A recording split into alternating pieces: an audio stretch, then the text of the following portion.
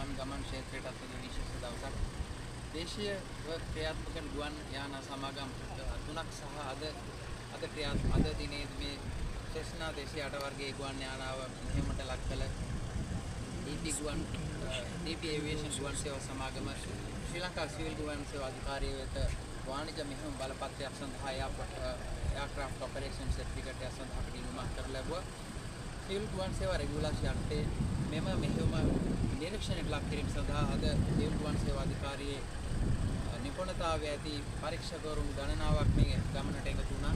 පත්මලානින් ඇරඹී මේ ගමන යාපනය ගුවන් තොටුපළ දක්වා අපි පැමිණියා. මේ ගමනේදී නිරන්තර පරීක්ෂාවට නිරීක්ෂණයට ලක් කර සිවිල් ගුවන් සේවා අධිකාරිය රෙගුලාසින් වලට යටත්ව මේ පරීක්ෂණ ක්‍රියාදාමයේ පියවර 5කින් සමන්විතයි. මෙහි අවසාන පියවර තමයි අද ක්‍රියාත්මක වන්නේ.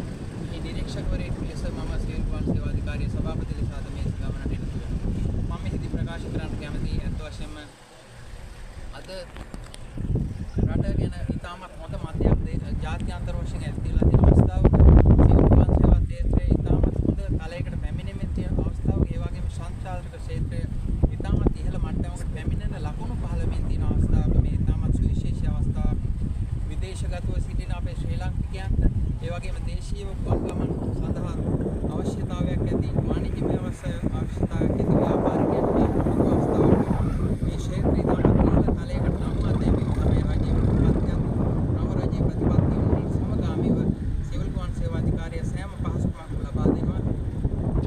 මේ පහසුකම් සියලුම පහසුකම් ලබා දෙන්නේ නිසි ඇගයීමට නිසි නියාමයට ලක් කරමින් ඔබ දන්නවා සිවිල් ගුවන් සේවා අධිකාරිය තමයි නියාමයට කටයුතු කරන ප්‍රමුඛයා. ඒ වගේම පහසුකම් සැලසීම ජාත්‍යන්තර සිවිල් ගුවන් සේවා සංවිධානයේ නිර්ණායකයන් තියෙනවා එනික special remarkable day for civil aviation in Sri Lanka.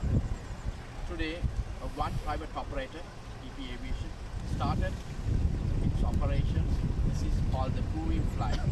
It's a 5 steps process in the certification process before issuing the aircraft operator certificate. So, as the Deputy Director General, Flight Safety Regulation, and as Acting Director Operation, along with the Chairman of Civil Aviation, with the guidance of the Director General of Civil Aviation, our team, the inspectors, representing the 4 areas, aircraft operations, airworthiness, personal licensing, and aviation security, are conducting this inspection today. Today in the proving flights, we are going to check whether this private operator is qualified and they have all the standards maintained to make sure the safety and the security of the passengers, which is utmost important.